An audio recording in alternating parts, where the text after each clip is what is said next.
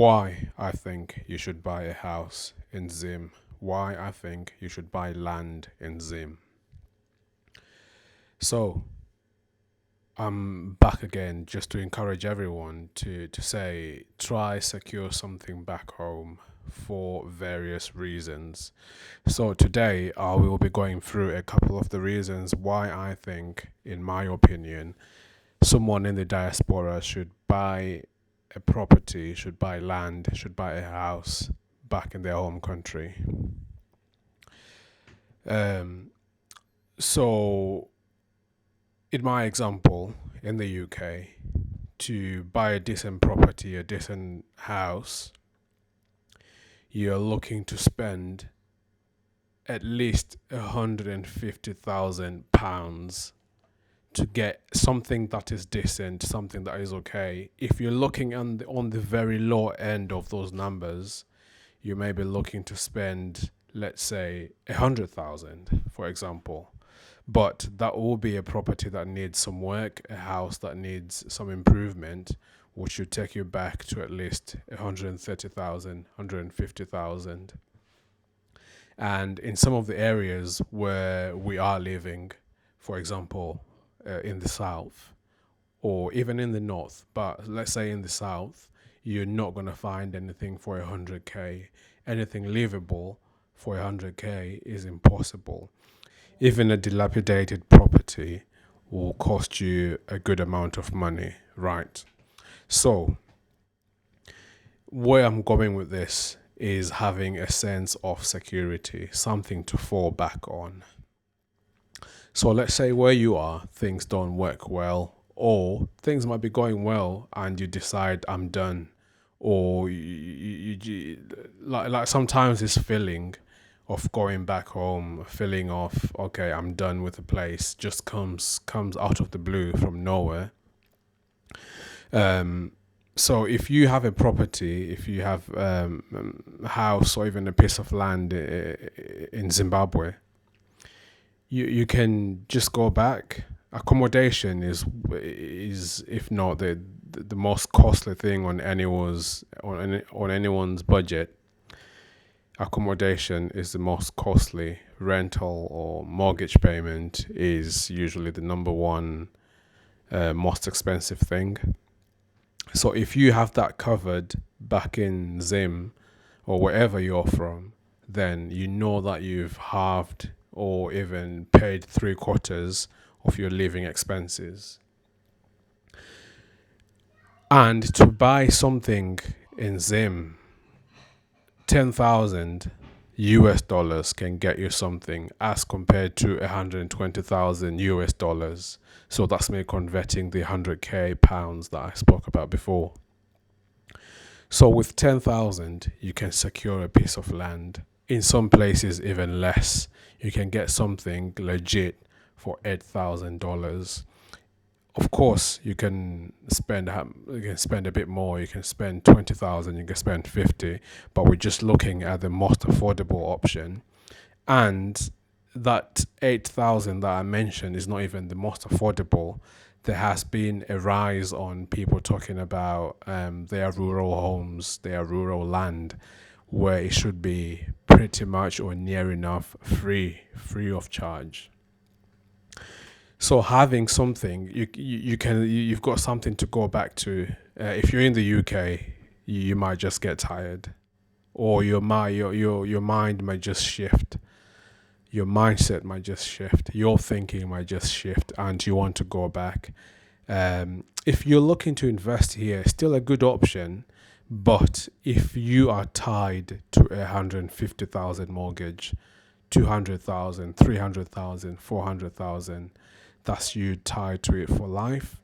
I know you can sell the property midway, or even you have to stay in a mortgage for at least 5 years for it to be beneficial. But if you're not looking to live here long term, then 100% I would say invest in Zim, secure a piece of land in Zim, get a house. I'll make another video on my opinion on rural land, but just to give you an idea, I am not really for it, for various reasons, which I'll cover in another video in the future. But it's an option. It's an option. With people, we are different. For you, it might be fine. For me, it might not be fine. For me, it's not. But yeah, I'll go through my reasons another time. But anyway, back on the focus of this video. So another reason I've mentioned before in my previous video, that things might change where you are, be it the rules, be it the immigration rules, be it whatever working rules in that country, your host country. Things can change, and this is very possible. I'll give a few examples. In the US, with the new president, some visas were revoked, mostly for students. Yeah, and that is a shift. That is things changing. That's how things start.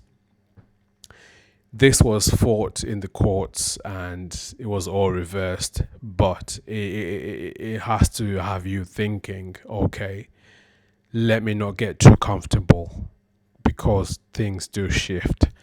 In the UK, Reform Party is making waves. They just won Rankin and Helsby, and that was a big deal, a very big deal. Following this win, we saw the ruling party coming with changes, mentioning reforms, the mention of the 10-year rule on the indefinite leave to remain visa pathway, and many other changes, many other recommendations that they came up with, many ideas. So that is a shift. That is things changing, and not changing in a positive direction really for migrants. It is a bit on the negative side of things, if you like. So that's a shift in policy. That is a shift in rules. That is a shift in how the host country sees migrants. So moving on, while still on this topic, another change might be a societal change. So let's say, never mind what's happening with the policies of the government, and we focus on society. What we can see is society might change. Society's view on migrants might suddenly change. Even though the law is saying whatever it's saying, that is fine, we need migrants, they're doing a great job. At the same time, the people we're living with might just wake up and say enough of this, which is never good. Everyone of every color is everywhere, really. But anyway, the majority might just wake up and up in arms, causing havoc or whatever. And if that happens, what's your plan B? You might have everything you have, you might have all your documents, you might have everything that you have, but the hostility will just be too much.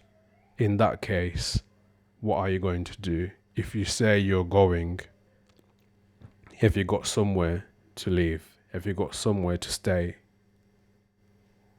If you're going, what are you going to do? What's going to happen with that mortgage that you've committed to? You've paid maybe 30% of that mortgage on top of your deposit. What happens to that? Of course, in a normal functioning economy, you'll probably get some sort of money back. Everything will be worked out and you'll be paid back. But this is a worst case scenario. Hopefully that never happens. As a people, we should all live in harmony. But you can't rule it out, or at least you can just have that theoretical thinking, what if this is the case?